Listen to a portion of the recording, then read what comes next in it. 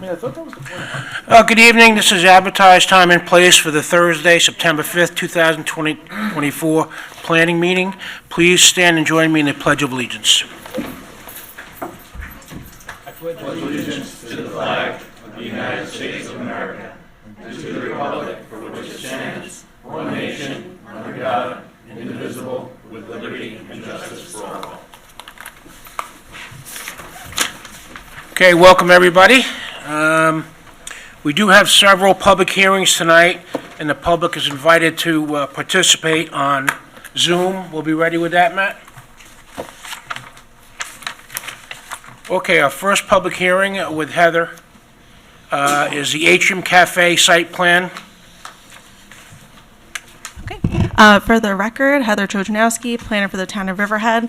This is a public hearing for a site plan application seeking approval to construct a 2,382 square foot restaurant, along with associated site improvements including parking and paving, on-site drainage, a sanitary system, site lighting, and landscaping, located at 206 Edgar Avenue in Aquebogue, also known as Suffolk County Tax Map Number 600-85-3-79.1. Just a brief introduction, and we do have the owner and applicant here if the board or the public has any questions. Thank you, Heather. Any speakers? Do they put on an application first? You have, this is a public hearing. You have to come up, give your name and address, and then you can use the microphone, please. My name is Alicia Menachino. My address is 545 Main Road, Riverhead, New York. I own the property that is exactly east of the site, and I don't really have any objection to the cafe being, is this the owner? Yeah. Okay, Alicia. Hug your neighbor. I really have no objection to the cafe being put up there because it is a rural corridor, as you are probably very well aware. My home is an 1860 Victorian. I have a bed and breakfast permit there, but I don't operate a bed and breakfast. I'm also an attorney. So what I'm concerned, I did look at the site plan briefly. I am concerned about this is a fully wooded lot, and it is exactly very, very close to where my house is. So, like right next to my driveway. Directly behind it? Right. Excuse me, sir. You have to speak at the microphone because this has to go on the record. So if you're welcome to speak. So go up there with it? No, just let the young lady speak and then you can follow up. Well, I'll just say that he just asked if I'm directly behind the lot, and I answered that, yes, I am. But thank you. So I see that he's going to have a stockade fence, and there's going to be green arborvitae, which I assume are green giants, and I would like him to speak to that as far as how high those green giants are expected to grow and what height that they'll be put in at. I mean, you could get them in all different sizes, obviously. I have a line of green giants that I just put in between me and the deli, which is also next door to my lot. I have 1 acre. This lot is a 0.4 acre lot. It's a relatively small lot for what he's considering doing with all that parking. So I'm a little concerned about there being cars going back and forth there, but if there's a proper buffer, which it seems like that's the plan, then I'm generally okay with the concept of this. I am wondering whether there's going to be a liquor license there. It is directly across from the elementary school. It is a highly traveled road, but there's a lot of children there, especially before and after. It is a very difficult corner in general to make if you're driving westward on the main road, making your left onto Edgar. They did put a light there, which was very helpful, and if you guys had anything to do with that, thank you very much, because to be able to make that left with the green light is helpful. But when school starts and ends, sometimes there's a crossing guard there to assist, but there's always a backup. I don't know how that will affect, having a cafe there, how that, with the traffic, how that will affect things. So I think that needs to be considered for sure. I'm not sure what the setbacks are. I'm not crazy about the idea of having, a parking lot behind the arborvitae, but I don't know that he has a choice because the parking on Edgar is bad. Even when people are parking just to go to the deli, it's all the way up the road. And certainly when school is in, people are parking on the road all the way up the road. So, I want him to have adequate parking, and certainly you probably have requirements as to what the parking has to be there anyway, as far as how many spots he has to have for the capacity that he's considering. And I believe it's a 40-seat capacity that he's considering. So I'm hoping that the parking won't become a problem, as well as the traffic. And of course with the kids. So those are my three concerns. I do want to know whether there's a liquor license. I do want to know about how high those arborvitae are going to be. That's going to be a buffer between my house and the construction site, and also about whether the traffic and parking issue is going to be a problem. So I hope that he can address those things. Heather, And I'd like to know his name as well. You can probably address the tree sizes now. Do you know the calipers? So I would say for an arborvitae, an 8-foot height, depending on the variety, they can get pretty tall. It depends on the species. Sometimes they can get up to 15 feet We're really tall. not there yet, but I know this is the first meeting, and I appreciate, obviously, that I did have to get notified, and I wanted to be notified, and I want to be able to continue to attend meetings if necessary, and deal directly with my neighbor, because I, like I said, I'm generally on board with this. It's nice to have a cafe nearby, in addition to the other things that we have. And also with the expediter, or I don't know if she's an expediter or the... I'm a planner for the planning department, so I'm just reviewing Oh, the application in capacity with the town. I don't represent the applicant. Okay, in any thank way. you.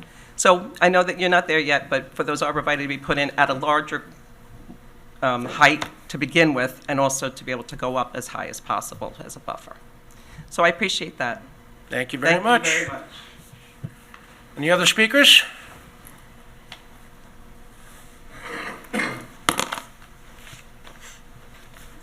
Good afternoon, everyone. My name's Lou Evers. That's my wife, Charlene Kane Evers, right here. We are owners of Meeting House Deli. We have been owners there for 21 years. I'm not going to say anything negative about this, people trying to put this cafe in there. They are not going to affect our business one iota at all. I just want to let you guys know that there's going to have to be sidewalks put in, everything. That is a very bad corner, especially as I forgot her name, I'm sorry, mentioned about the school bus time for pickups and drop-offs. It's very dangerous. With the added parking, actually the loss of the parking, we fight every day with people coming to the school using our parking lot as their parking lot for the school. It's very hectic. It's very dangerous. There's people trying to cut around school buses. We get people ripping through our parking lot at 30 miles an hour, almost mowing down customers constantly. I don't see a huge problem with the cafe yet. I don't know how popular it's going to be, but these things have to be considered. They really do. I'm not familiar with the process here.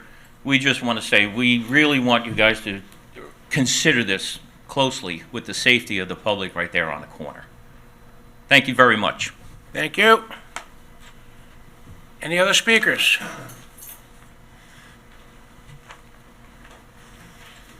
Hi, my name is Jasmine Koroman, 591 Main Road, Aquebogue. Kind of just briefly touching on what they said as well. I am a concerned parent. My kids go to Aquebogue. We live right on the main road. We've seen people go through the deli and cut. Right now, we have teachers parking on Edgar. We lost parking spots at school for busing. So I haven't read the plan. I'm sorry, I'm not really up to speed with all of that. I'm worried about children coming in and out. If anyone has been there, even the last few days, they can see the backup for school goes all the way on to 25. And if we have people trying to come in to get coffee, like we see even at the deli, cars are getting impatient and cutting through. We have kids walking. I have to walk to school because my kids don't get busing, and that safety. And then parents are going to park in the parking lot. I see it at the deli all the time. They're getting their sick kid, they're running in. There is no parking anywhere else. And just signage. Are we going to have a big sign where the school's just going to be looking at it? There's a crosswalk right there. Is there a sidewalk that's going to get put in? Will there still be parking for parents and staff members to be there? So there was just a lot of questions talking with the school today and other parents that we just were unaware of. We just noticed the sign maybe a few days ago with school being in session. So, thank you. Well, we're at the very, very beginning of the process, and the board is also very concerned about the well-being of the children. Has anyone come around school time? I don't understand the process, but is anyone there to kind of see how traffic flows are, or kids coming in and out or walking around? Is that a part of the process? We will look at that. Staff will also look at that, but we're all local. We're pretty much familiar with what's going on. Okay. Yeah. Um, And if I could just comment, the crosswalk currently goes to nowhere. There's no sidewalk there. So we discussed this, the board, they would be putting in a sidewalk because right now the crosswalk, as Yes. it stands, it's an unsafe condition. I mean, Yeah. there's supposed to be no parking on the east side of Edgar Avenue. That's a town code between 7 a.m. and 3 p.m. when school is in session. So that's why everybody parks on the west side. And there's no signs there. Yeah, so I mean, that's something Yeah. that we could bring up to the highway superintendent as well. Yeah. But yes, there's going to be a sidewalk installed. I will note there's no sidewalk going up to where Meeting House is. And the purpose of Hamlet Center is to make it pedestrian friendly. So we want to make sure that any incoming development is as safe as it can be.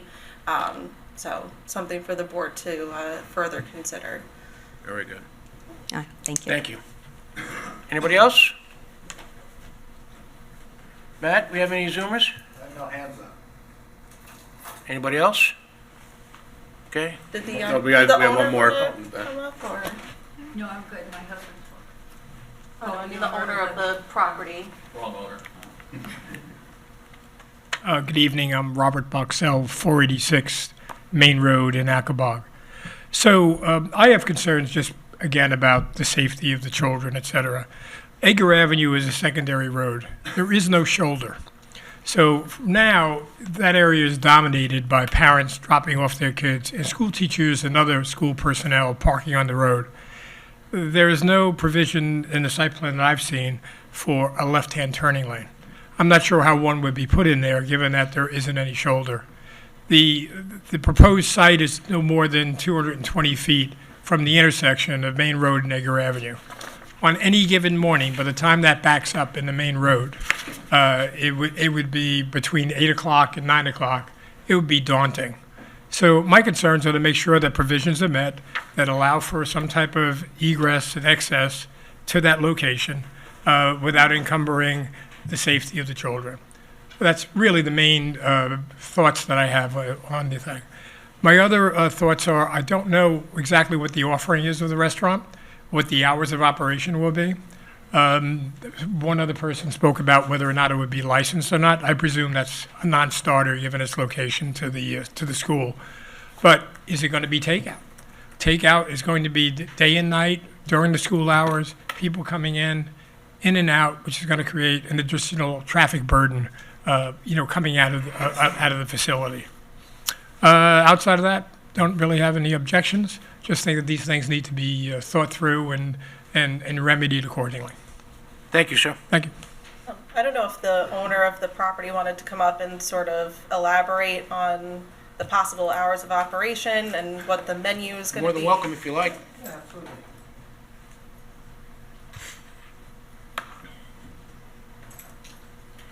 Hi, I'm Dan Lisogorski. I'm the property owner currently, everybody.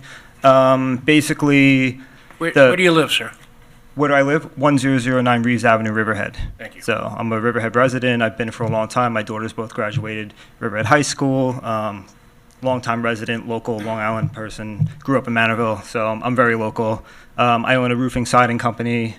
I was more or less doing this as just something to help provide more of a healthy option of food and things like that to the community because we really don't have much in Riverhead. And I've always said, I wish I had something to go to. So it's not really, I'm not really doing this to like turn a big profit or make a big, change in my environment as far as, how I make money and how I survive. It was more of just trying to do something more for the community, like I said. As far as the alcohol situation goes, it was just going to probably be a beer and wine license, maybe. I wasn't really trying to go for a liquor license, considering it's right across from the school. I know we're going to put the crosswalk in. That was discussed to help, with the safety of the children, of course. And as far as the the landscaping goes, I mean, I know you had expressed concerns about that. We could go as big as a 10-foot arborvitae if you wanted to. I mean, I'm totally open to that. I do landscape design too and everything, so I totally understand. Having a proper buffer is important. I'm sure you don't want to look at us, you know, and everything else and have your area, you know, disrupted. So, was there any other questions? Sir, just address the board, please. Okay, sorry. I don't know who I'm talking to. It was my first time up here. So yeah, pretty much that's the layout, you know, like we're just trying to do it more as a experimental giving back to the community thing. It's not going to be any food that's similar to Meeting House, although I've grown up eating at Meeting House, and you guys even did catered my daughter's graduation party and everything else. So, I mean, you know, like I said, I know people that work there, and I'm not trying to impede on your environment or anything like that. We're going to be more vegan, vegetarian, actually, and stuff like that. So we're not going to be similar in that context at all. But I think that's it, pretty much. Thank you. Do you know at this point, one question, quick question. Do you have an idea at this point what your hours of operation would be? Oh, yeah, the hours of operation. So we would be primarily breakfast, lunch. So Breakfast and lunch? we would close around 4 o'clock, yeah. Yeah. Okay. So basically 7 to 4, essentially, something like that, in that realm that we're looking at right now. The plan you've given us here sort of shows that there's not going to be anything left of any trees or anything like that left on the property. So I actually went there a while ago and took some of the vines and the ivy off of some of the big oaks in the front, trying to actually save and preserve them, see if I could. I would like to, you know, salvage anything we possibly could on the property. It's just a matter of a lot of that stuff strangled by ivy and everything else. It's very overgrown, so a lot of it's already damaged. And a lot of it's actually like scrub brush. There's not actually a lot of big vegetation. The majority of the bigger trees are actually right on the front line where I would have to put that sidewalk in. So I would even try and manipulate the sidewalk to even maybe keep those 2 big oaks in the front if I could. So. I will note we did discuss this because the Planning Commission, they found it to be a matter for local determination, but they brought up the existing vegetation. And as the board knows, I'm a big fan of trying to maintain good native vegetation if we can. And it sounds like, you know, the property owner has given consideration to that. And then just to chime in, as far as SLA is concerned, this property would be subject to the 200-foot rule. The Alcoholic Beverage Control Law prohibits certain licenses from being issued if the location's within 200 feet of a school, a church. And SLA does refer all of the license applications to the town attorney's office, and they get reviewed, so. Yeah, we brought that up last time. And I mean, just for the board's knowledge, I'm looking on Suffolk County GIS. That parcel looks like it was basically completely cleared of any vegetation back in 2001. So anything that is there on site is less than 20 years old. You know, it's not significant old growth or anything like that. Was that for an application, you think? Was that for an application?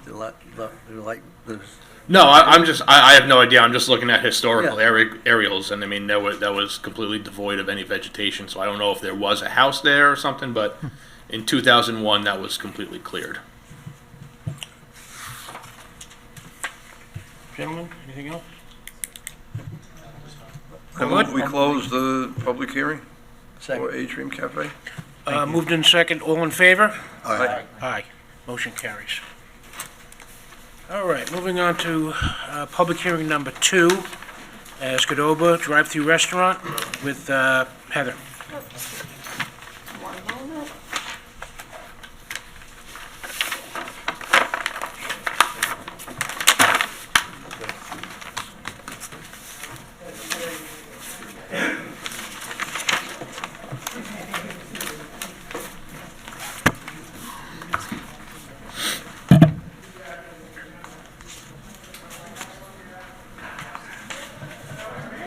Hello again. For the record, Heather Trojanowski, planner for the town of Riverhead. This is a public hearing for a site plan application seeking approval to convert an existing 4,268 square foot restaurant into two separate tenancies. One will be for a QDOBA Drive-Thru Restaurant, the other for an unspecified sit-down restaurant, and they will be constructing two additions for cooler boxes, 215 and 107 square feet respectively, along with site improvements including facade renovations, parking lot and paving improvements, site lighting, and landscaping.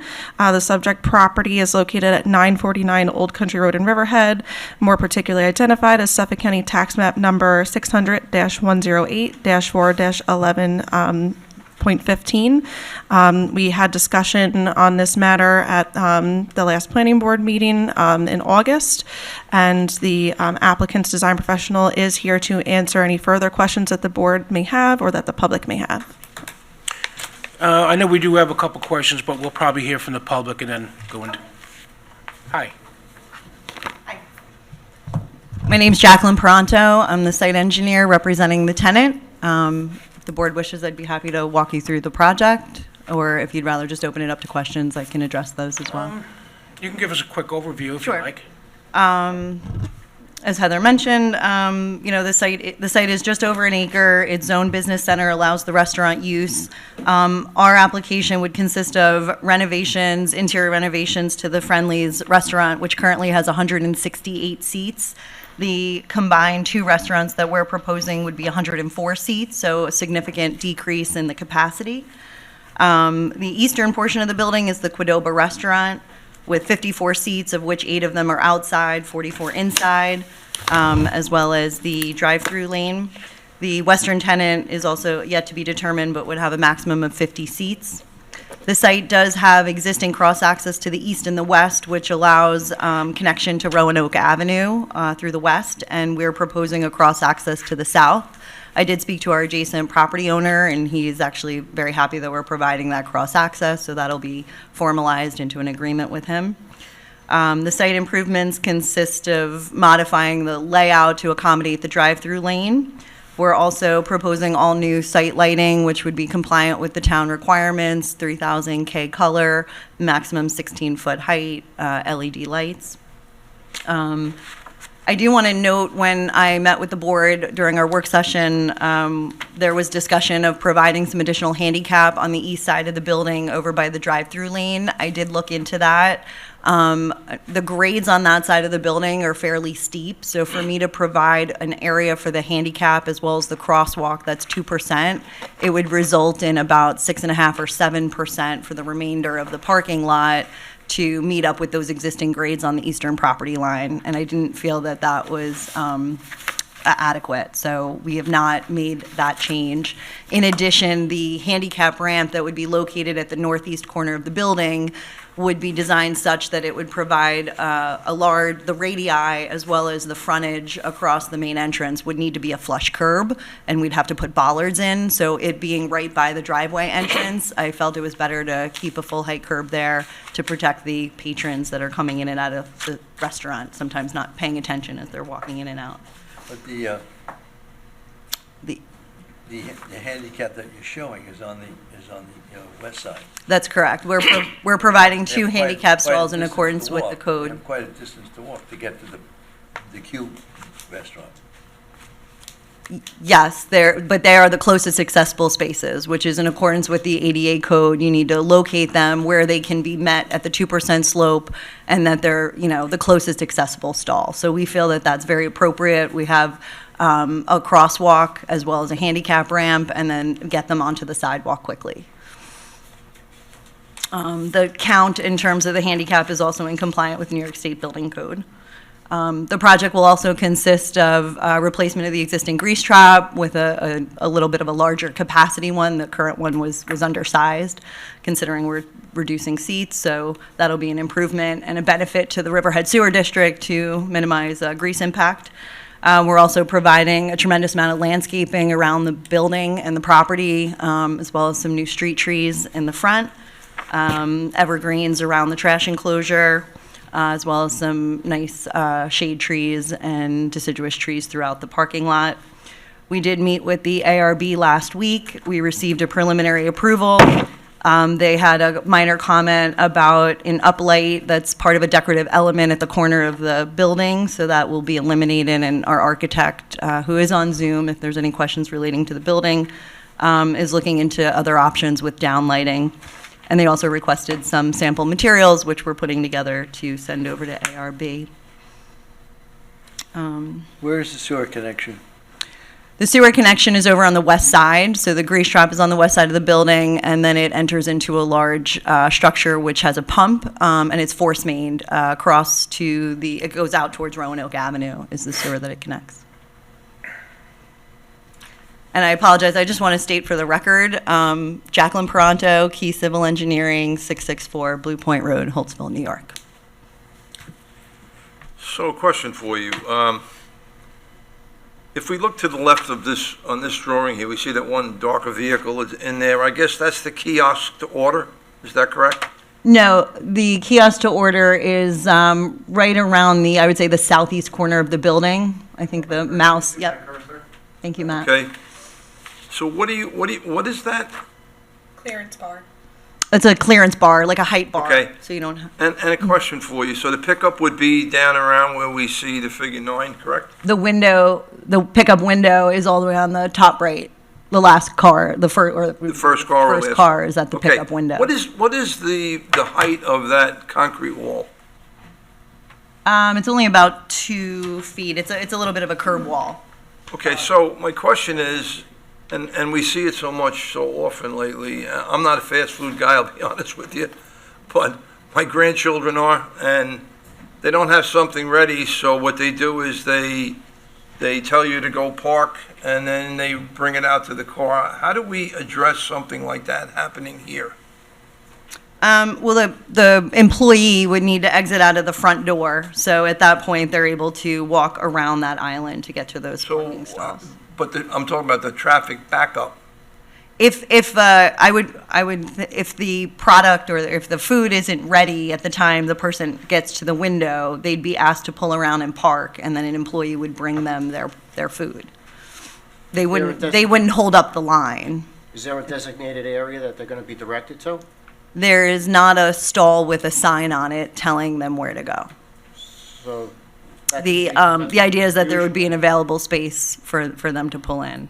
The likelihood of it being full is, Okay, so they would be directed to pull around to the right mhm, to await the delivery. correct.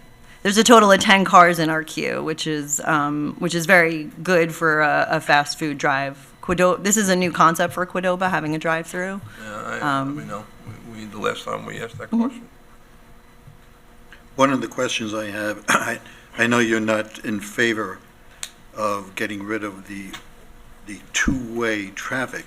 I'm just saying on the west side, if you enter from the main road, heading west and then heading south, you already have a traffic going to make an order for food, and then the two-way traffic would almost interfere with that.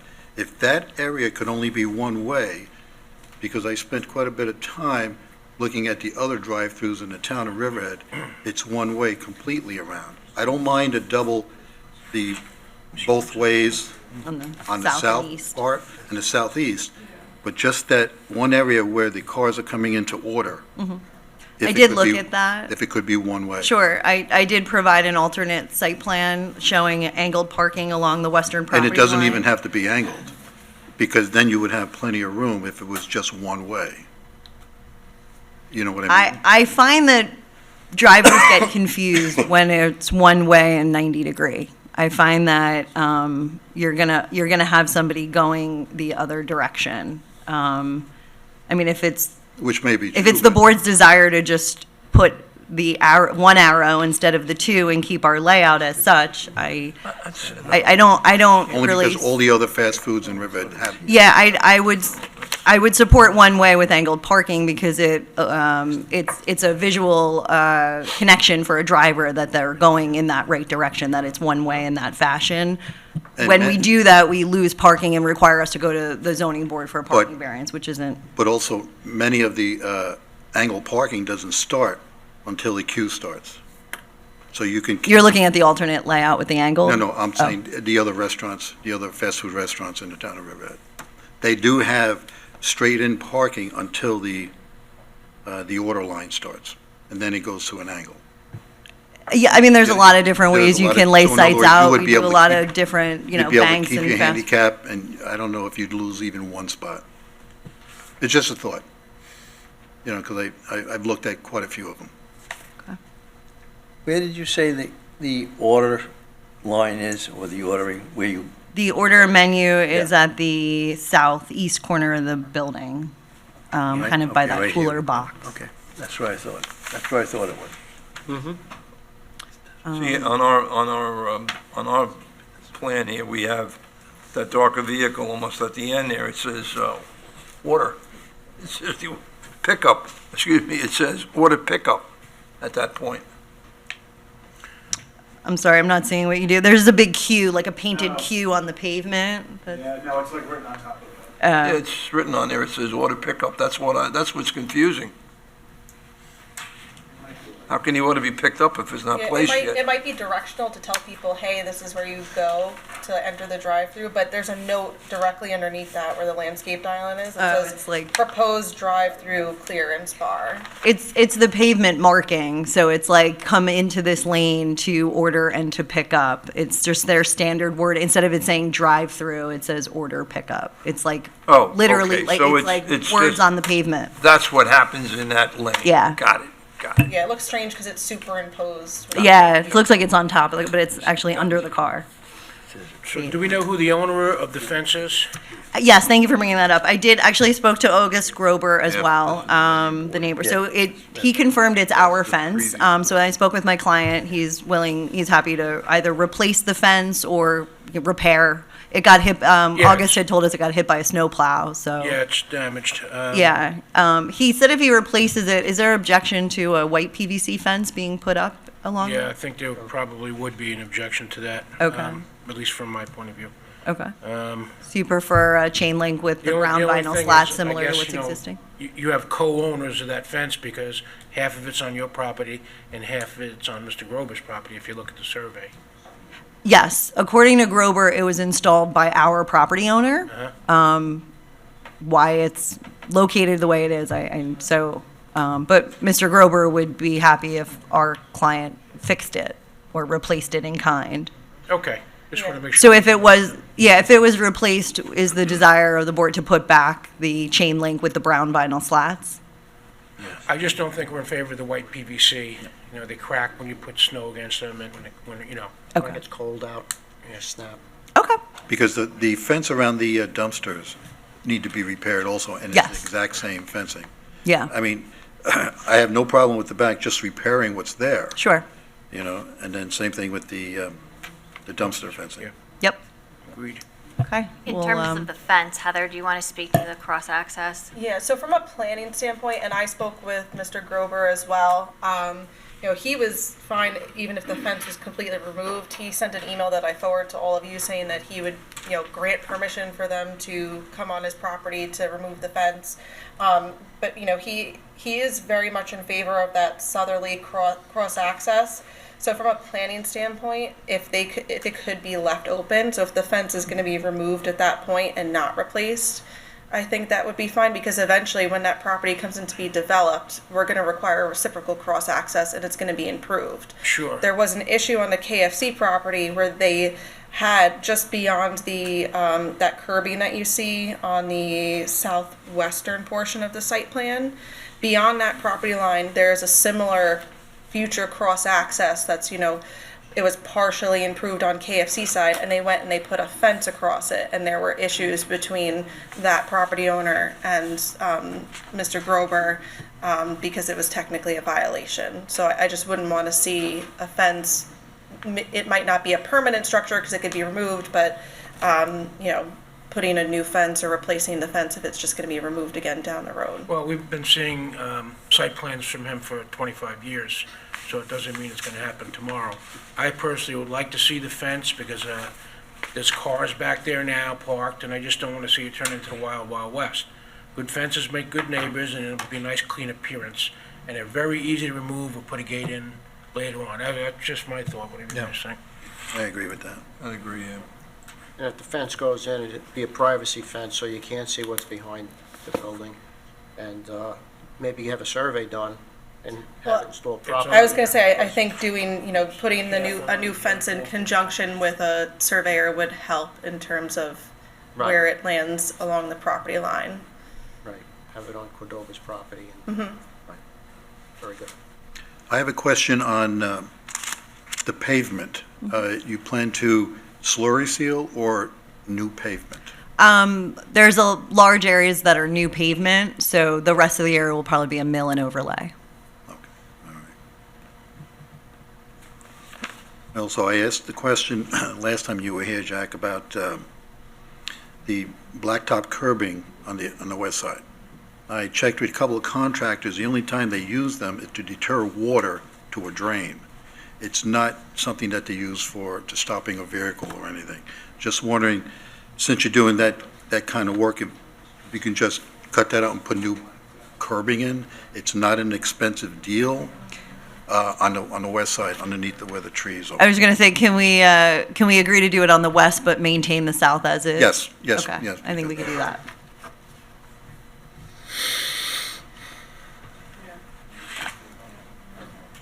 Anybody else from the public like to speak? Any Zoomers, Matt? Just my architect.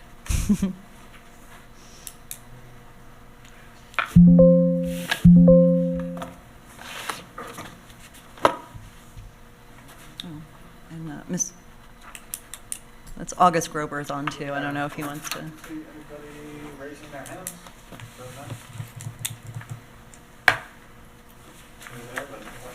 Okay. Anybody else from the audience?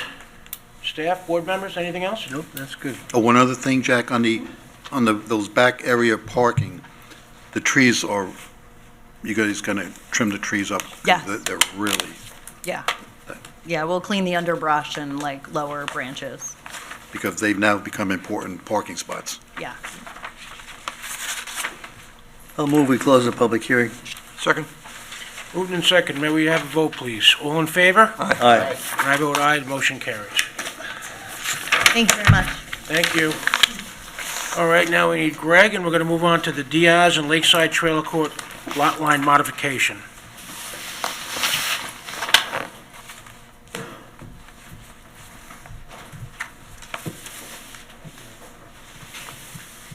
Justin, could we just get the eye in the sky? Please?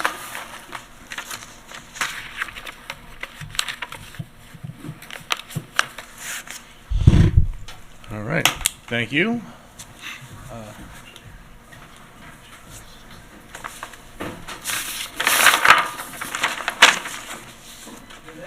Zoom out a little bit. There we go. Perfect. Thank you. Oh, you had it. Go back, zoom out. A little more. Thank you.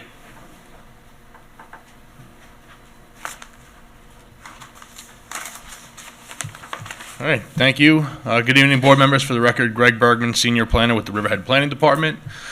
This is a public hearing on a lot line modification application, which is seeking approval to change the boundary line between two existing properties and transfer a 2,560 square foot portion of property from a manufactured home park to the owner of an adjacent single-family residence. The action is a type 2 action pursuant to SECRA with no further environmental review required. The two parcels identified as Suffolk County Tax Map numbers 600-126-2-37, which is located at 718 Roanoke Avenue, and 600-126-2-43, which has a address listed of 725 East Avenue Extension. It is located in the vicinity of Roanoke Avenue and Pulaski Street. When you come off of Pulaski Street onto Roanoke, it's what looks like a single-family driveway. It actually is a right-of-way right now that connects from Roanoke Avenue through to East Avenue Extension. What they're seeking to do is take basically that flag portion of the mobile home park, like I said, 2,560 square feet, and assemble it to the existing single-family residential parcel. In terms of conformity with zoning, the single-family residence is located in the professional business zoning use district, and the manufactured home park is located in the Residence A40 zoning use district. Both districts require a minimum lot size of 40,000 square feet. The manufactured home park is 65,689 square feet in size, and the single-family residential parcel is 8,349 square feet in 349 square feet in size. The proposed lot line modification and the conveyance of the 2,560 square foot parcel would bring the single-family residence closer to conformance with the zoning district, so they don't need any zoning board of appeals relief.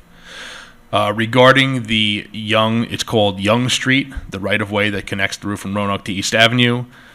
There are currently 2 owners who have interest in that right-of-way. One is located at 1 Young Street, which is directly behind Mr. and Mrs. Diaz's home. The other is 3 Young Street. Since this application has come in a few years ago, Mr. and Mrs. Diaz have taken title to 1 Young Street, and they have received documentation from the owner of 3 Young Street, and that owner has agreed to basically abandon the use of that right-of-way. I did note in the report that the owner of 3 Young Street still needs to maintain an interest in that right-of-way just to the extent that they can get out to the East Avenue extension. They'd basically forfeit their rights west of their property to get out to Roanoke. And that can be handled through documentation that'll be reviewed by the town attorney's office. Beyond that, we did get an updated contract of sale from the Lakeside Trailer Court saying that the terms of the contract were still in effect. We did get comments from the fire marshal when this application was first reviewed. Basically, the fire marshal's office doesn't want to lose any type of access through there in the event of emergency. So they just recommended that the right-of-way shall not be obstructed and maintained accessible. This can be accomplished with a security gate with just a simple Knox lock that the fire department would have access to in the event that they need to get ambulance, fire truck back there. Suffolk County Planning Commission reviewed the action. It is a matter for local determination. Town engineer had no comments. They will need health department approval before they can file the map. But beyond that, that's the long and short of it. As you see on the map, I just highlighted in orange the portion of land that right now belongs to the mobile home park that would be now transferred to Mr. and Mrs. Diaz's property. Greg, the only and I'm sure you answered it, it's like a medical and fire easement, more or less, that has to stay there, even though it's owned by the Diaz family now? It's a right-of-way, but the emergency services just don't want to lose access or have it obstructed. All right, so that it has to always remain that. Correct. That way they're not going to put a wall up and block it off. That way in the event some kind of emergency happens, emergency services can get from Roanoke to East Avenue Extension.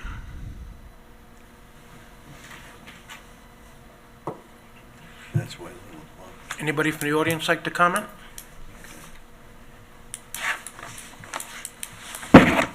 Anybody on Zoom, Matt? Anything else, board members? Kind of cut and dry, I guess. Before we close the public hearing, I just want to say that whenever I go by that house, I always notice your landscaping. You did a beautiful job. Yeah, you're welcome. All right, gentlemen. All right, I'll move to close the public hearing for Diaz and Lakeside Trailer Court line modification. So moved. Second. Moved and seconded. May we have a vote? All in favor? Aye. And I vote aye. The motion carries. All right, thank you, everybody. Let's move into discussion items. Number 1 is the Greenview Inn facade renovations. Heather?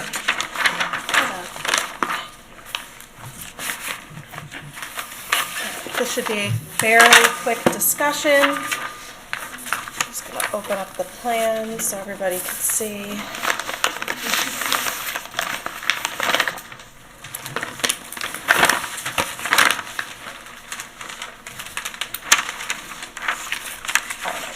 This is a site plan application for the Greenview Inn.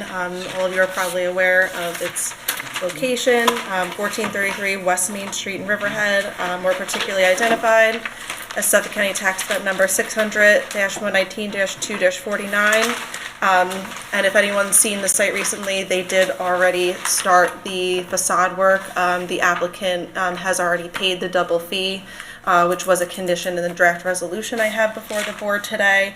So they are seeking to make facade changes to the existing motel building known as the Greenview Inn. They removed all of the exterior finishes, and they will be replacing with gray and black metal cladding. And they're also proposing a new roofed over canopy at the front entrance. I will note this property was before the zoning board and ARB because they are replacing their monument signs. They did get approval for that, and I think they might already have building permits for the replacement of the monument signs. So this facelift is in conjunction with that project as well. The ARB did review this at their meeting in August. They wanted some additional information on the exterior finishes, so they will have to go back at the end of September and get approval from the ARB. So the planning board, I have an administrative approval resolution on, would be subject to ARB approval. And that's really it in a nutshell, unless the board has specific Any questions. landscaping being improved, or, So that's one thing that the ARB asked for, is to beef up the landscaping. They have the two monument signs at the entrances to sort of fill that in, so that will be part of them going back to the ARB. Matt could probably elaborate on that. He's the liaison to that board. But that's really where the project scope is limited to. They do have an existing building permit because they're making some interior renovations. And again, they started the exterior work without the benefit of site plan approval. So the site plan fee has been I have a doubled. friend that's close to them, and they went in, and they said the rooms are fabulous in now, and any kind of tourists would be happy to stay there, so it'd be nice to get the outside up to To snuff match also. the inside, yeah, absolutely. Obviously, if they're looking to replace the sign that's on the building, that would be subject to a separate building permit and also ARB approval. Again, they already have approval for the new monument signs, but if the large sign that's shown on the plan is proposed, they'll have to come in separately for that. This planning board approval would not apply to that. It's just for the facade changes. Heather, the dumpsters in front are only for construction purposes, right? I There's believe. one on each side. I believe so. I mean, it looks like on the west side, they have some fencing around that, so that might be an existing dumpster location. The property, it has a letter of pre-existing use for the motel. So over the years, they've had alterations. I don't know if they ever formally came in for any sort of site plan approval. Maybe in the 70s, they did 1967 for an addition to the motel. But since then, they haven't done an incredible amount of any sort of exterior renovations where they would come before the planning board. I think the last thing on file is they demolished the in-ground pool that was in the back. So it's been a while since they made any changes. With this renovation, are they required to upgrade their fire codes and alarm code, like as Yeah, far as so sprinklers? all of the interior work that they're doing, in addition to commercial building permits, they need approval from the fire marshal's office. So fire construction permits, again, if they're looking to do any modifications to the existing fire alarm system or any sort of fire safety features, those are approved through the fire marshal's office as well. Do you know the height, I'm sorry, Joey. Do you know the height of the overhangs? I mean, can they get a fire truck under there? It's hard to tell on the plans, actually. Good question. Because I think the measurement that they're showing on the elevation is just for that section of cladding, but that's something I can look at. Obviously, the fire marshals, if they're doing interior construction, the fire marshals have already looked at it. Okay. That was my question. Just to go a step further, where is the interior construction permit at this point? That I'd have to check with the building department on. I just We should know that. some of these answers because the fire department would have to be, involved. Yeah, I just know that they have one. I don't know, the inspection status or, where they're at as far as, the plans are concerned, but I can confer with the building department if you would like me to do that. This review is strictly for the outside. I mean, I think, I'm not trying to preempt them, but I think we should make sure that you can get a fire truck back there. Yeah, it's something I can ask. I would think that if the fire marshals, prior to issuing their construction permits, if they had, any sort of concerns, they would have addressed it. Okay. Anything else? Good. Good. Okay, let's move on to Riverhead Mazda with Matt Charters.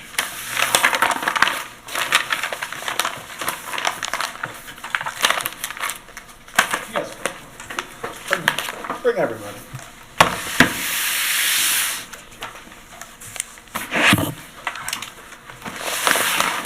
What's up, gentlemen? How you doing? Hey!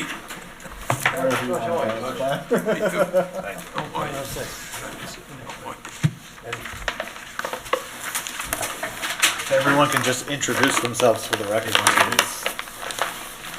Tom Williams from Riverhead Mazda.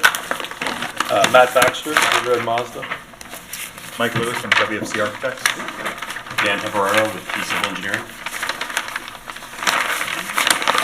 You guys all know me, right? Matt Charlie, Senior Planner, Town of Riverhead.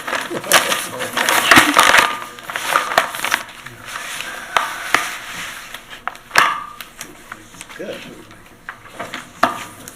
All right, I'll breeze through my staff report here. It's pretty straightforward. New Mazda dealership, if everyone's familiar with the location. This is behind Riverhead Ford and Riverhead GMC. We have an application for a site plan, proposes to construct a 21,914 square foot gross floor area car dealership with service area, including off-street parking, landscaping, on-site drainage, and other related site improvements at 1423 Old Country Road in Riverhead. It's about a 10.5 acre site, currently improved with 2 buildings that you see here. This is GMC and Ford, and the attached service garage over there. On the south side of 58 in the BC zoning use district. We do have a hefty site plan set, which I'm sure you've all reviewed by now. Going on to the second page, I have an aerial of the property. It does have road frontage on 58 as well as on Pulaski Street, if the board recalls. I want to say probably about 10 years ago, the applicant came in for outdoor car storage in the back and drainage, which still exists. In terms of secret, this is a type 1 action because there's more than 50 parking spaces, so that requires mandatory coordinated review with involved agencies. I do have a draft resolution on tonight to classify the action as type 1 and initiate that coordinated review with the Water District, Sewer District, Highway Department, DPW because it's a county road, the Health Department, Planning Commission, and the DEC. In terms of the BC zoning use district, it does largely comply with the purpose and intent, which I included in the staff report. Dealerships for new motor vehicle and boat sales are permitted use within the zone. Within the staff report and their zoning compliance chart, there were a couple identified pre-existing conditions. One that does not comply with the zoning use code is the 35-foot buffer that's along 58, the road frontage, and along Pulaski Street. There's supposed to be a 35-foot unoccupied landscaped area. As you can see on the plan, on the western side, it's about 17 feet. Eastern side, it's a little bit more dense at 32, and then down on Pulaski, it's close. So it just needs a little tweaking. And then also, it doesn't comply with the 10 feet setback for parking for the existing stalls. If you recall, this is along the side of Lowe's, but that's the spaces here. In terms of the landscaping plan, the contiguous landscape area does comply with it exceeds the 5% required by town code. They have 8.5%. It's also noted on the plan that 10.9% of the parking area is landscaped, which exceeds the 10% required by code. The only thing that wasn't included, we do require, the orchard-style parking throughout the parking area. Not really any trees that they're throughout the parking area. I understand this is a car dealership. Pollen, you got flowers, you got branches. There are tree varieties that are more columnar. So I think Sap and bird poop are the two biggest problems. yeah, so there's columnar species with not as much of a branch spread, so I think we could work through the process to get what everybody wants on this. Moving on, and just along the road frontage, there are street trees on the GMC side. They're doing new street trees on the Ford side. There's no understory think there's an opportunity to do something that's low. Obviously, I know drive-by business is very important for a car dealership. You don't want to obscure that. Inkberry Holly or Oxwoods, I think that could help break it up a little bit. They're low. Something that's 2 feet. We keep gardens Yeah. around the signs. Yep. I'm just talking about the entire length. We have the ones in front of GMC up there. Yeah, the trees, but just understory as well. In terms of parking, it complies with the code, requires 204 spaces. They have 204 shown. It's mostly 90-degree parking. Complies with ADA parking. There's 7 spaces in terms of traffic and access. Like I said, existing two-way access onto Old Country Road as well as through the back onto Pulaski Street. Recommending a condition of approval that all car deliveries take place on site. We do have dealerships that like to take deliveries on 58 in the shared left turn lane. Obviously, that's sort of a traffic nightmare, so there's adequate flow throughout the whole site where, a car truck can come in, offload, and go out the back. Outdoor lighting plan for the proposed lighting, it all looks good. Just the existing lighting callouts will have to be shown, and they'll have to comply with the code and be dark skies compliant. ARB, this is going to go on the 25th this month for their review. In terms of the town engineer comments, they'll need a SWIP because there's more than an acre of disturbance. It's been referred to the highway department because Pulaski Street's a town road.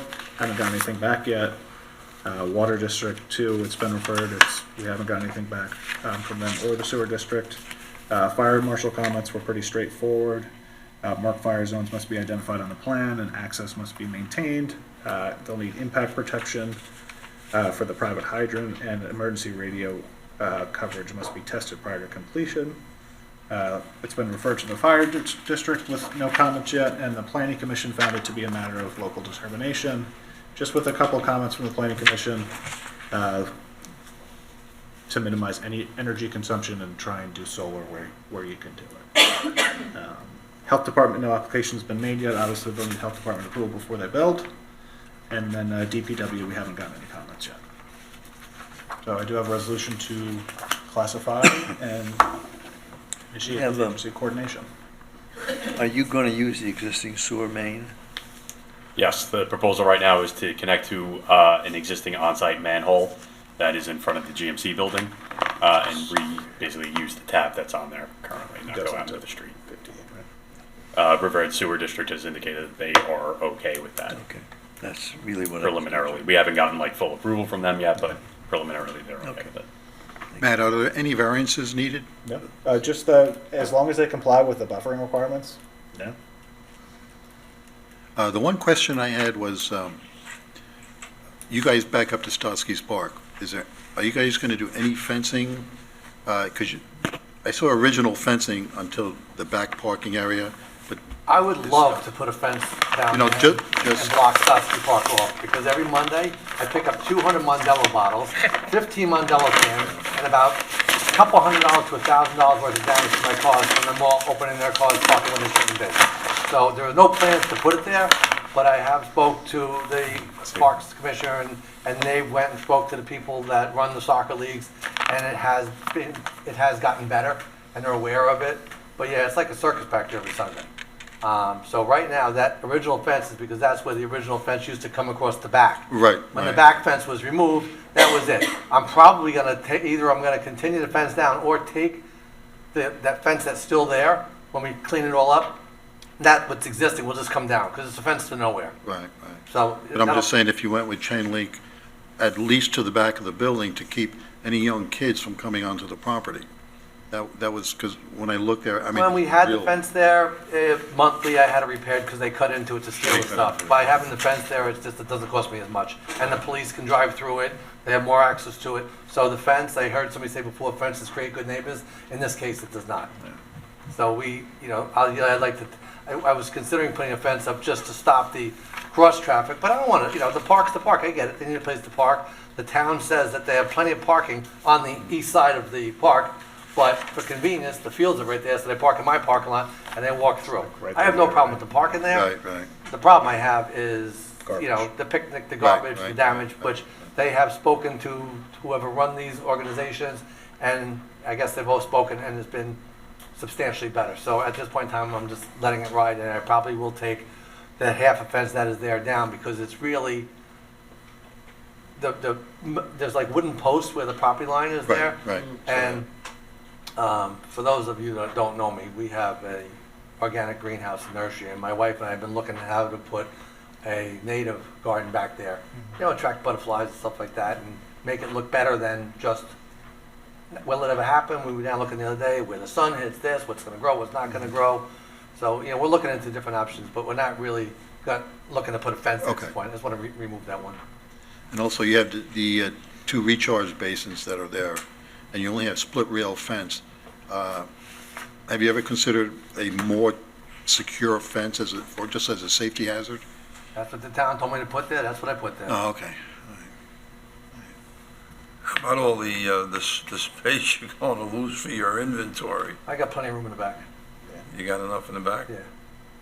The back is not full now, so what's gonna happen is if you picture behind the buildings, you'll still have all your daily stuff around the buildings, but all of the new car inventory, other than display pieces, will be stored on the back half of the property. But that doesn't depict what you're actually... Yeah, that whole back, that whole area to the right side of it, yeah, everything to the right of your hand is all, there's all cars parked there now, and it's like, you drove through the other day, what, a third full? Yeah. I've got plenty of room. No, I looked at it today, actually. First step in the process here. First step.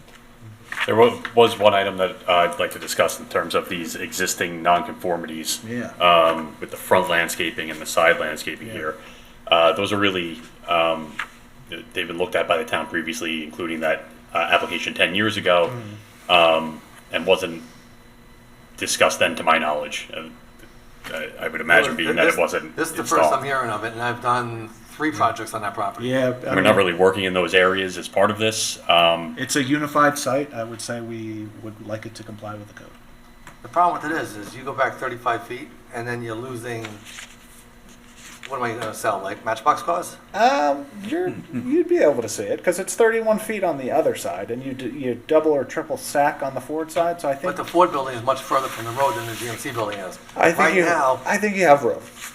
Because you have room because the travel aisles are very deep, which, like you see here, this is way more than 24 feet, sorry, between this parking and this parking. So if you move this back, and then you could stack through. Problem is all this here. Yeah, I mean, we can work on it. But we want to, part of these sites coming in along 58, so we're improving this entire roadway. So it looks better. And I know visual is how I hear what you're saying. How cars are sold. I hear what you're saying, but when you drive down 58 right now, those 2 pieces of property are meticulously landscaped. No They're doubt clean, about it. They're nice. You drive down 58, just part of 58 that don't belong in Riverhead.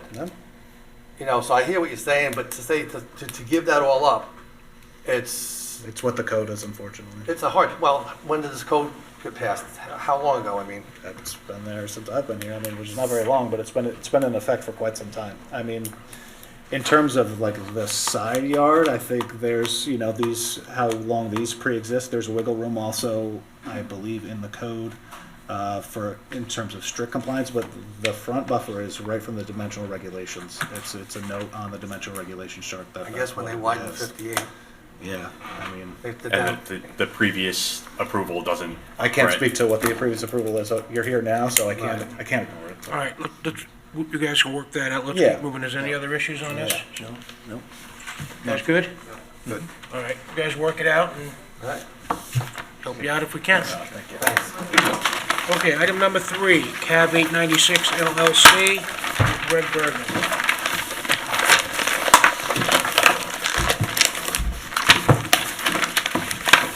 Thanks, guys, have a good night. You too. Thanks, guys. Thank you.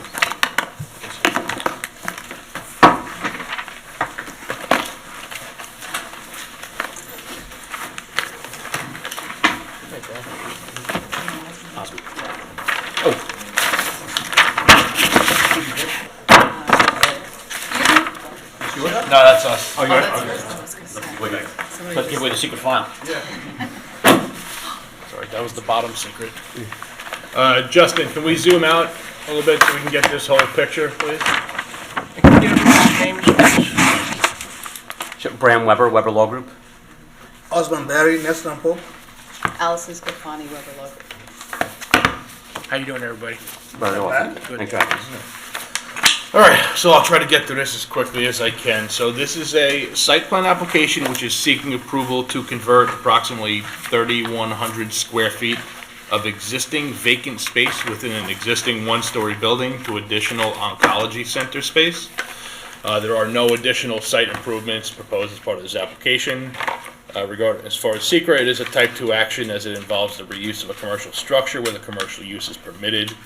For the board's knowledge, the property is located at 896 Old Country Road, identified as Suffolk County Tax Map number 600-108-3-24. It's a 1.89 acre parcel of land located on the north side of Old Country Road between Burger King and Midas. It also, the old Mercy High School property, which is now owned by PVMC to the north, and assorted commercial uses on the south side. So we did receive a as-built survey of the property and a proposed floor plan, which I've got here for the board's review, as this is the most relevant thing that we're going to be looking at. So bear with me, I'm just going to briefly detail the history of the development of this property so the board can understand how we got to this point. 1982 was the original town board site plan approval, which approved an approximately 11,000 square foot retail store, which was PC Richards. 1984, they came in for a 5,600 square foot addition to that building. In 1992, they came in for some facade improvements and roll-up doors to facilitate automobile stereo and phone installations. Remember when car phones were a thing? 1996, additional facade improvements. Now, 1997 is a very important sort of juncture in the development of this property. 1997, they came to the town board for a special permit to construct a 6,720 square foot addition. Now, that included a approximately 4,300 square foot addition on the first floor and about a 2,400 square foot basement, which was to be used for storage and production area for the installation of car stereo equipment. What's critical at that point is that 1997 special permit expansion required a parking variance from the Zoning Board of Appeals. So at that point, based on the size of the building, they were required 108 parking stalls, and the site plan at the time was able to provide 80 parking stalls. So they were 28 stalls deficient. The town board granted the special permit and conditioned it that no building permit shall issue until they get relief from the zoning board, which is kind of a little bit backwards from how we would do it now. But so just keep in mind that 28 parking stall deficiency from 1997. Back in 2011, they came into the Riverhead Planning Department to convert the building. I guess PC Richards had gone out of business. They wanted to convert approximately 7,100 square feet of that building to medical space, which was 21st century oncology. And the plans indicated approximately 14,000 square feet of what they called dry retail. Now, in that 2011 approval, I don't want to throw anyone under the bus, but a prior planning director gave them a de minimis approval, which means it never came before the board, it was never formally reviewed. They were operating under this, at that time, the applicant at that time provided a breakdown of the expected number of employees. Because it was an oncology center, it's a very sort of unique medical office use, not like a dermatology office or a pediatrician where there's just a constant turnover of clients. People are there for longer treatments. They may get dropped off. So in 2011, they submitted a document that indicated they were a peak demand between employees and patients of about 15 parking stalls, which met the parking requirements at the time. I do note that in that 2011 file, there is a memo from the Suffolk County DPW which indicated that it appears the site's considerably undersized for its use and cannot provide adequate parking. We feel that this will lead to use of off-site parking and increased pedestrian activity. Cross-access to the adjacent parcels should be investigated, as well as provisions for pedestrian and on-street parking as possible. So that was really sort of a deviation of really how the application should have been handled. Just based on those combination of uses between the approximately 7,000 square feet of medical office and the 14,000 square feet of dry retail, at that point the site would have required 103 parking stalls, just based on the town's parking requirements.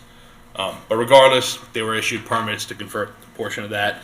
And then recently, back in 2019, they came in to convert an additional 7,700 square feet of that space, again, to more oncology center. The planning board at that time granted approval and put in a condition stating that the applicant shall transport all employees of the proposed PBMC Northwell Care Cancer Center from an off-site location for a period of 2 years to commence upon the issuance of a CO. And then that such transportation shall continue until they've provided 37 off-site parking stalls.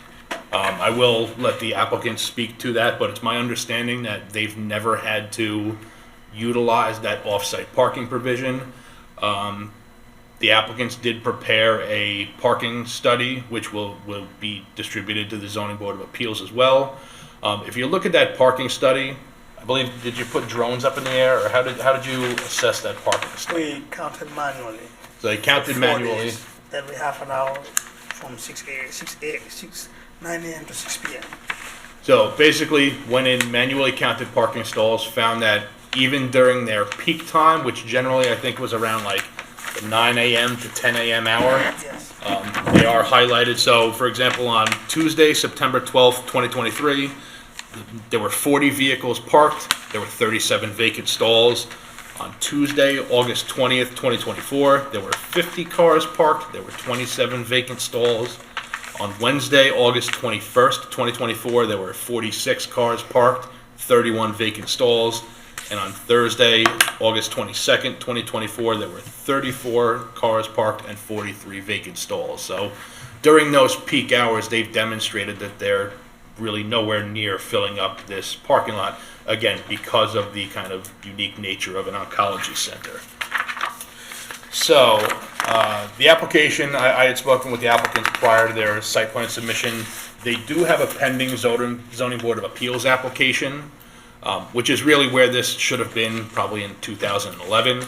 But because of that covenant and restriction that was filed on the property with the county clerk in connection with our 2019 approval, the counsel to the zoning board stated that the zoning board doesn't have the authority to sort of overrule that or come over the top. So I have a resolution for the board to agree to extinguish that covenant, which will then allow the zoning board to really properly consider the application before them, review it, all the relevant information, and then come back to us. Now, the one thing, spoken with the applicant about this, and I've said it several times here, because of the oncology center use, which is somewhat unique, I think we need some level of assurance, and I do recommend that if they're successful with the zoning board of appeals, if it comes back to the planning board, there should be some sort of memorialization that there will be no change of tenancy or occupancy. For example, if, and I understand that they've got millions of dollars of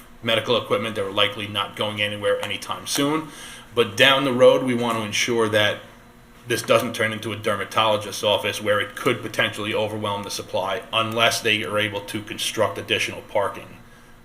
There is some vacant land behind the Midas building that could probably be negotiated and used to construct additional parking.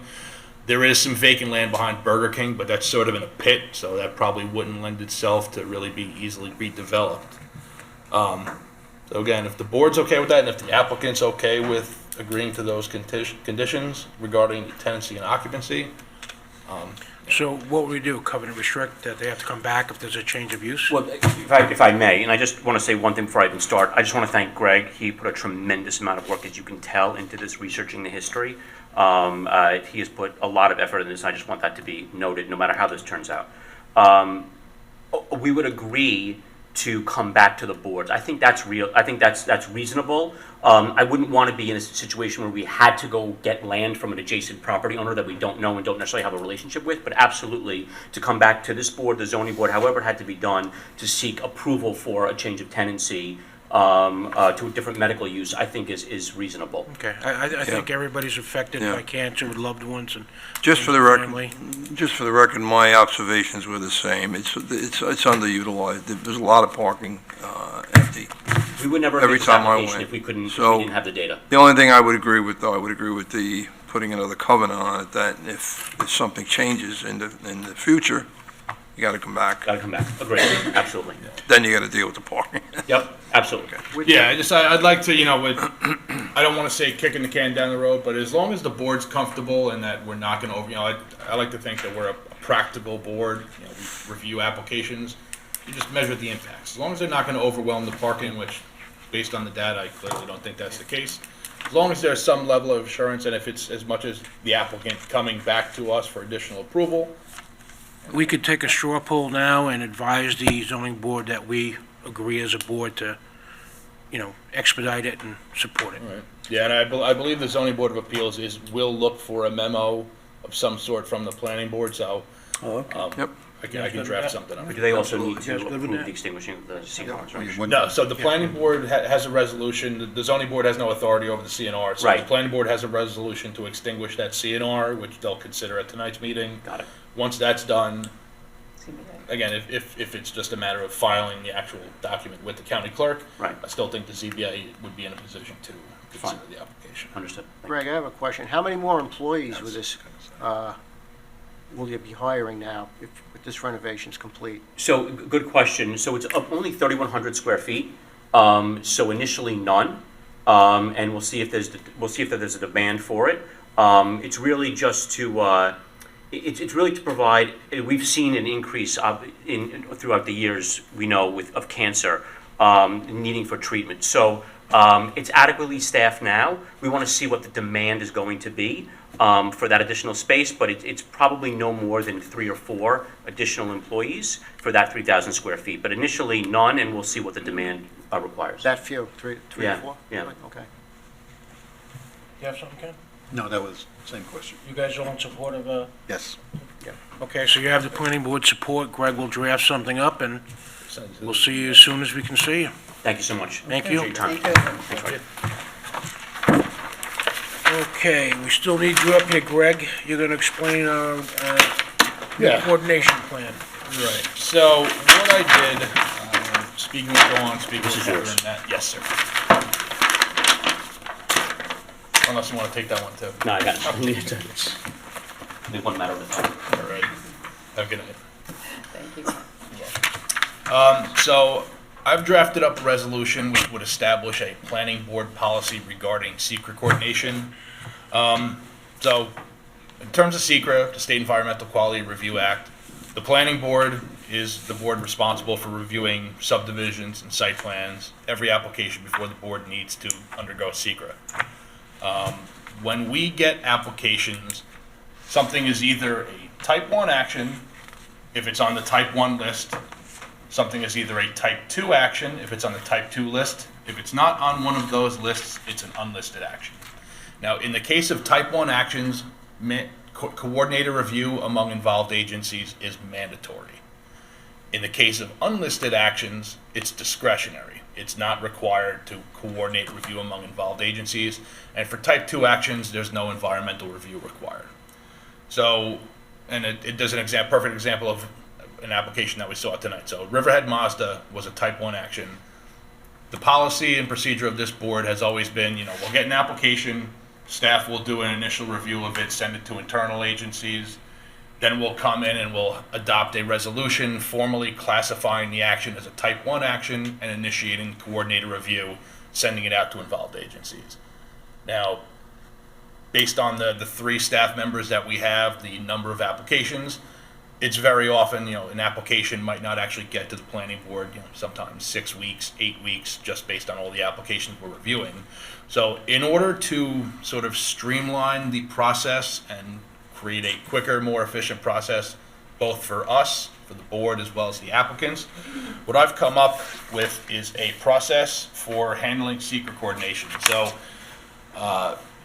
the SECRA statute says that, and it's in the SECRA handbook, says that many agencies of the executive branches of government may operate through their executive officers or delegated staffs to undertake the lead agency role.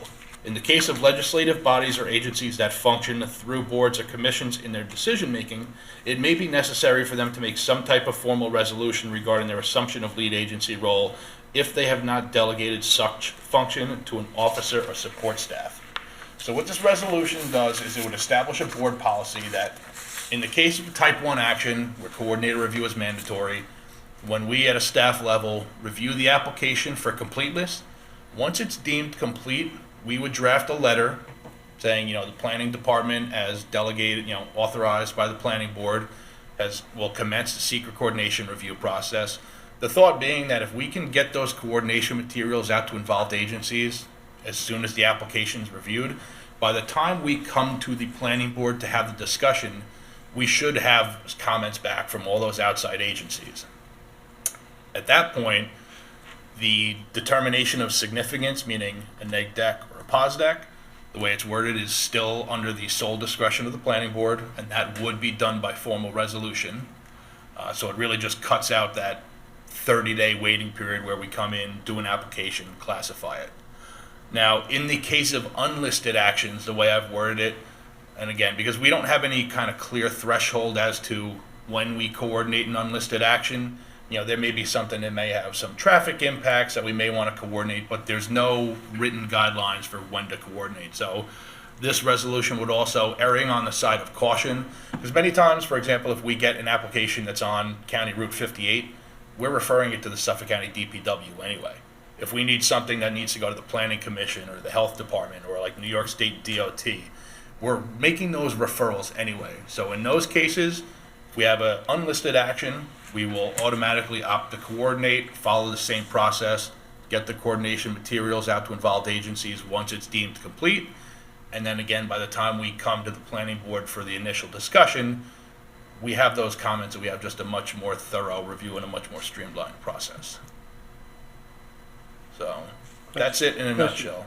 Isn't there some, or not some requirement, but some applicants come in at times and say, we want to get the CEQA reviewed at least on the board because the health department Correct. So requires. the health department waits for a determination of significance. Right. So, again, it's really just the case. So, for example, Riverhead Mazda comes in. Are you speeding up the process this way? Or In my mind, we're taking up, so just think of Riverhead Mazda, for example. If that application, if the board adopts this policy, once we've received that application and it's deemed complete, meaning we have all of the relevant documents needed for the application, we at a staff level would send out the secret coordination. That way, the first time it comes to the board, we've sort of taken that 30-day waiting period. It's already done, which it will. Eliminating the downtime. Correct. And again, it builds a more, if we come to the planning board the first time and we've got comments from DPW or DOT or health, it builds a stronger review from the beginning, saves that 30-day waiting period, and then we can initially, if we need to go, if we're going to issue a negative declaration or a positive declaration requiring an EIS, we're in a better position to do that. We don't have to have that 30-day waiting period. All right, so my only add, it's great. Maybe in terms of the agenda, when we're doing this coordination, we might want to add a section just so the public's aware of like when these are going out. So we can say like type 1 actions that have been coordinated or unlisted actions that have been coordinated. Just list the name of the application. Just because this is a public portion to secret that they're supposed to be involved in. This way they know when it's happening. Yeah, give the public as much information. Yeah, I don't want the public thinking It'd be like, that. oh, we didn't know this went out, and now you're making a determination. We never got to do anything. Right. Yeah. Right. So, that would be a simple, just adding an agenda section of, secret. And like The whatever board- date we send it out on. Right. So I think that's fine. All right, we Board's have a vote amendment, on the only minor edit on the resolution, it is the third to last resolved. Right now it says that in the case of an unlisted action, the planning board shall undertake review. We're gonna add undertake coordinator. Yeah, I don't have resolution 66. It was in the, I have 65. but not it was in the 66. packet, but Joe, if you're not comfortable, we'll hold it off for 2 weeks. I'd rather hold this off. Okay?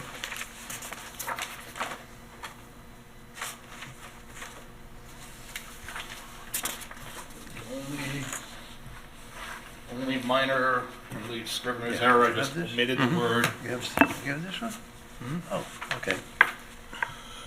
So the third to last resolve would be amended to read that in the case of an unlisted action, the planning board shall undertake coordinated review for all unlisted actions. Again, just streamlines the process. for Yeah, staff, I agree. board, but applicant. if Joe, if you want to take another meeting and to read it, you appeared No. not to know about it if you don't. Well, I want to. didn't know about it, that's why I asked. I guess everybody else did, Yeah, I got it. everybody else got Yep. copies of it? I don't know, because I didn't get 65 either, I until tonight. apologize about that. Apologize. Well, no, I got it this afternoon. But 66 wasn't there, I thought they'd both be there. Yeah, I apologize. I thought when we were assembling the pack, I mean, did everyone else got it? Yep. If I missed your packet, I apologize. Okay. Okay, no, that's All good. right? It's good. All right. So when we do it, we'll just vote on that resolution number 66 as amended. Okay. Yep. All right, thank you, Greg. Now we're open to public comments. Don't think we're going to get many. So, gentlemen, can we move into resolutions, please? I'll move resolution 2024-061 for Greenview Inn facade renovations, subject to the ARB approval. Second. Moved and seconded. Mr. Zolnicki? Yes. Mr. Hogan? Yes. Mr. Nenaro? Aye. Mr. Bear? Yes, And I vote aye, the motion carries. I move resolution number 2024-062, Church of Harvest Food Pantry, resolution granting administrative approval for the site plan application entitled Church of the Harvest Food Pantry. Second. Moved and seconded. Mr. Zolnicki? Yes. Mr. Hogan? Yes. Mr. Nenaro? Aye. Mr. Bear? yes, Before I vote, I just want to say these people are wonderful people. They're always helping other people, and I'm happy to vote yes. The motion carries. Resolution number 2024-063, Vincent Franchini minor subdivision. Resolution approving a minor subdivision application seeking approval to subdivide a 57,150 square foot improved parcel into 2 lots. I'll second. Moved and seconded. Mr. Zolnicki? Yes. Mr. Hogan? Yes. Mr. Nenaro? Aye. Mr. Bear? yes. And I vote aye, the motion carries. I'll move resolution, oh, wait, look at that. I'll move resolution number 64. Wait a minute. Riverhead Mazda. Oh, I missed it, I'm sorry. Read Go it. ahead, I got a Riverhead Mazda go ahead. So let's- resolution classifying an action as type 1 pursuant to SECRA and initiating lead agency coordination with the site plan application entitled Riverhead Mazda. Second? Moved and seconded. Mr. Zolnicki? Yes. Mr. Hogan? Yes. Mr. Nenaro? Aye. Mr. Bear? Yes. And I vote aye, the motion carries. I move Resolution number 24-065, authorizing to extinguish the filed declaration and covenants for site plan on Old Country Road in Riverhead. Second? Moved and seconded. Mr. Zolnicki? Yes. Mr. Hogan? Yes. Mr. Nenaro? Aye. Mr. Bear? Yes, And I vote aye, the motion carries. And I'll move resolution number 2024-66. Now, this is as amended. Yes. Establishes planning board policy regarding secret coordination and assumption of lead agency role for type 1 and unlisted actions. So moved. Second. Moved and seconded. Mr. Zolnicki? Yes. Mr. Hogan? Yes. Mr. Nenaro? Aye. Mr. Bear? yes. And I vote aye. The motion carries. Public comments on all matters. Nobody here. Can we get the minutes moved? Yes. Move the minutes of August 1st, 2024. Second? Moved and seconded. All in favor? Aye. Aye. Next meeting is going to be September 19th at 3 o'clock, afternoon meeting. Any other business or correspondence from staff? Okay, well done, everybody. Comp plan was adopted by the town board yesterday, which, big win. Yeah. So just acknowledge that. I would just like to congratulate the planning department. You guys do one heck of a job, work hard, well-deserved. Take the rest of the week off. Appreciate it. You heard it here. It's on record. All right, somebody want to close the meeting? I move the meeting closed. Well done. Second, anybody? Close the meeting? Second. Moved and seconded. All in favor? Aye. Aye. Meeting's closed. Thank you, everybody, and have a great weekend.